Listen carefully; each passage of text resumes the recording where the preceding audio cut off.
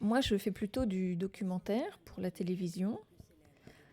Et donc, j'ai plutôt envie d'être dans de la transmission d'émotions, de sensations, et puis aussi de transmettre un petit peu de connaissances.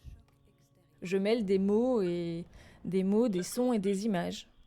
Le CRI fait partie d'une collection demandée par Arte afin de réfléchir sur une façon d'explorer, de montrer les œuvres d'art autrement, en réalité virtuelle. Et donc la première fois que moi j'ai mis un casque de réalité virtuelle, j'ai été très impressionnée par les sensations que ça peut procurer en tant que spectateur, utilisateur, et par l'implication évidemment du corps. Donc, quand il a fallu réfléchir à quelle œuvre d'art explorer en réalité virtuelle, je ne voulais absolument pas, moi, qu'on aille se déplacer dans l'œuvre d'art. Et je voulais qu'on trouve d'autres types d'interactions. Je voulais une œuvre qui nous saute à la figure. Donc c'est pour ça que le CRI est très naturellement venu comme le tableau que j'allais traiter. Le CRI est conçu de façon très simple.